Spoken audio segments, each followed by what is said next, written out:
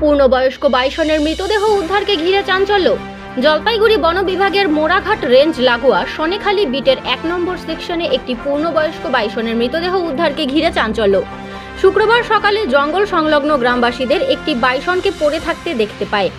এরপরেই গ্রামবাসীরা ডাউকিমারি ফাঁড়ির পুলিশ এবং বনকর্মীদের খবর দেয়। খবর পেয়ে ঘটনাস্থলে ছুটে যায় ডাউকিমারি ফাঁড়ির পুলিশ এবং মোড়াঘাট রেঞ্জের রেঞ্জার সহ বিন্নাগুড়ি ওয়াইল্ড লাইফ স্কোয়াড এর আধিকারিকরা। ময়নাতদন্তের পর বাইসনটির মৃত্যুর প্রকৃত কারণ জানা হবে বলে জানিয়েছেন বনকর্মীরা।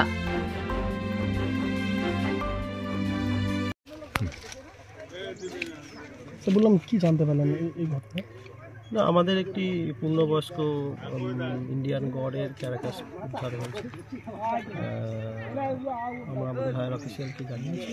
তার সাথে সাথে হায়ার অফিসিয়ালের নির্দেশ অনুযায়ী যিনি ভেটেরিনারি সার্জন যারা আছেন তারা আসবেন, পোস্টমর্টেম হবে, তারপরে আমাদের যে নিয়ম আছে সেই নিয়ম অনুযায়ী।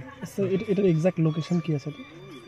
এটা সোনাখালি বিট আছে, গারোকোটার কাছে আছে। আচ্ছা, মানে এই ফরেস্টে কোনো সেকশন আছে কি?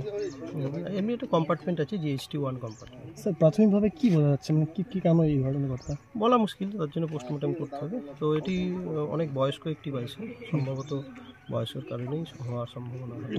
স্থানীয়রা বলছে এর আগে তারা অসুস্থ অবস্থাতেই ছিল নাকি?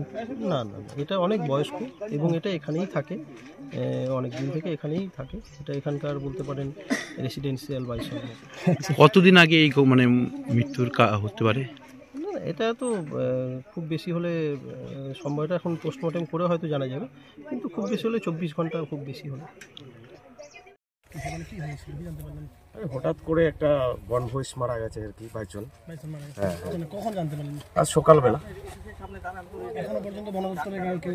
হ্যাঁ, আসছে, বন বিভাগ থেকে ডিপার্টমেন্ট আসে, বিট অফিসার আসে। আপনারা তো এখানকারই হ্যাঁ হ্যাঁ। কি মনে করছেন কিভাবে মারা যেতে পারে, কেন?